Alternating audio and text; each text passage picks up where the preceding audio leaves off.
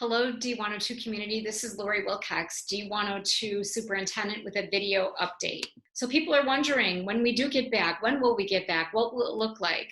The one thing that we know for sure at this point with the health guidance that is out there is that we won't be able to start school the way we left it on March 12th, with classrooms full of kids congregating together. So what might school look like? Right now, based on the guidance, it looks like we have three viable options. One, if we have an uptick in the cases and it doesn't seem safe to have our students and staff back, we would be moving to maintaining a remote option for staff and students, and we're calling this Remote Learning 2.0. Another viable option would be that Remote Learning 2.0 is going on, and we would be bringing in small groups of students that would be scheduled for in-person learning. A third option, again, adhering to guidance and mandates and restrictions, would be a hybrid where about half of our students would be coming in to learn and the other half would be learning at home. There's a variety of ways that could get set up. It could be a morning and an afternoon.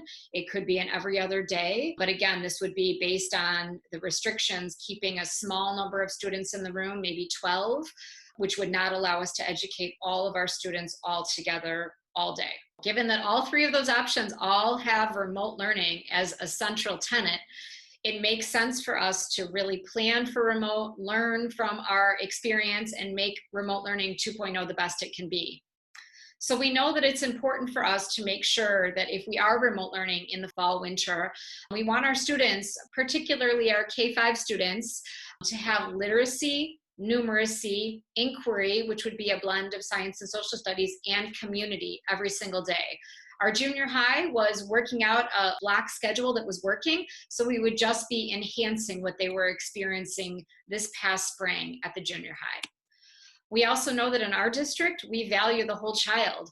So we want to make sure that we are including specials, supports, and enrichment for our students. Instruction is something that we're starting to think about. How do we really deliver quality instruction remotely? How do we maintain that connection that's so important? And how might we collect evidence? We have rolled out Seesaw and Schoology, and we've used Zoom. Some of you also were experiencing teleconferencing with Google Meets. We got feedback from both parents and staff that those two platforms was really challenging to navigate. So we will be moving to just an advanced version of Zoom for all. So know that that's something that we'll be rolling out, and hopefully that will be a nice enhancement. Another piece is we want to make sure that our kids after instruction have lots of opportunities to practice in different ways. Some that will include technology, but some that won't. And again, this was an ask from some parents. We know that we want that practice to have variety to it and to make sure it's not all on a device. So a couple of questions that are under consideration for our D102 community that will be coming out to you in mid-June. One, we've already heard from some parents that have said, regardless of what happens in the fall, they won't be comfortable sending their students back to school yet. And it's either a health condition of a child or a parent or a grandparent.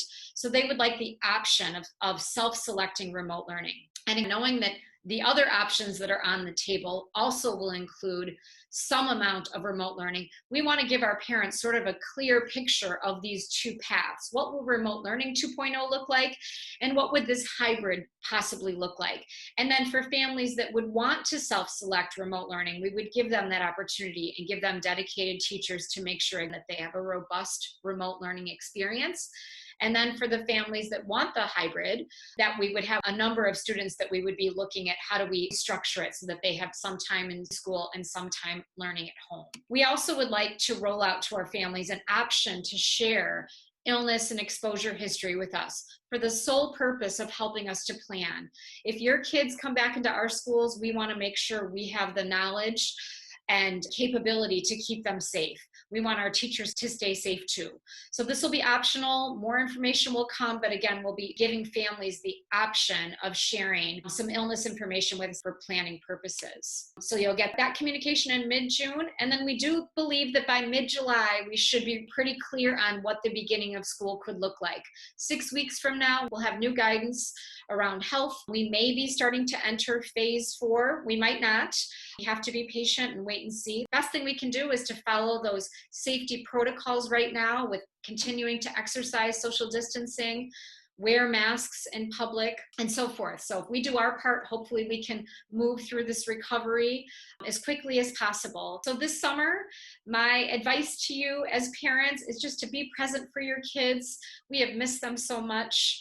Laugh, play games, read and write, walk, explore, and really hug them often. Humans are social creatures. They've been deprived of some really important social opportunities. So how you interact this summer with this time away from school is just more important than ever. So I hope you make the most of it as families.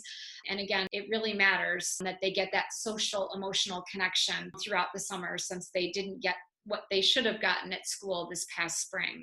And last, I just want to end with thanking you. We greatly appreciate your partnership. We know this was tough. It was so tough for our teachers to be away from our kids. And again, thank you for all you did to keep learning going. I look forward to being in touch with you in June and July. Wish you all the best. Please stay safe, stay healthy, be well, and take care.